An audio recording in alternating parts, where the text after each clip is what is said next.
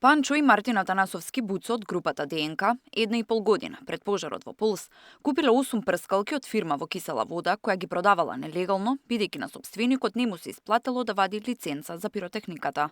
Сопственикот на фирмата, кој беше сведок на денешното рочиште, изјави дека во еден наврат Панчо ја купил кутијата со која се активираат прскалките, а Буцо ги купил самите прскалки.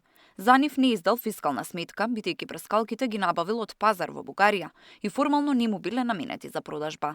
Сепак во Скопје им продал 8 прскалки на членовите на ДНК по цена од 500 денари за парче. Тој смета дека дискотеката не изгорела од неговата пиротехника која прошверцувал од Бугарија.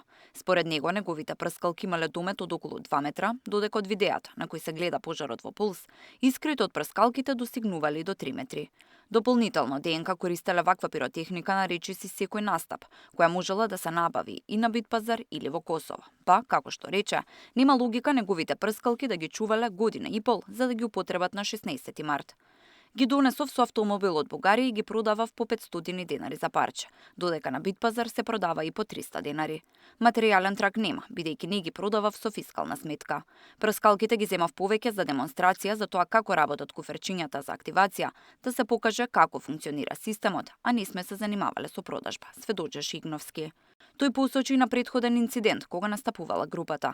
Во дискотека во Гевгелија за време на настап на ДНК, од пиротехниката се запалиле платно и звучници. ДНК во клубот де факто во Гевгелија имаат запалено и платно и изгореа и звучници.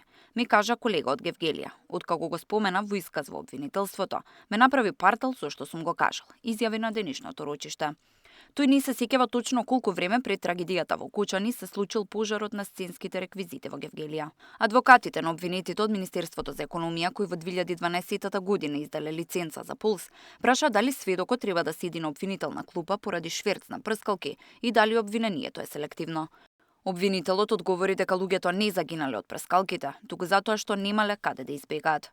На денешното рочиште се испитува и други сведоци. Вработен во Агенцијата за обезбедување Рубикон изјави дека по трагедијата сопственикот му наложил тој да ги исплаќа платите на вработените.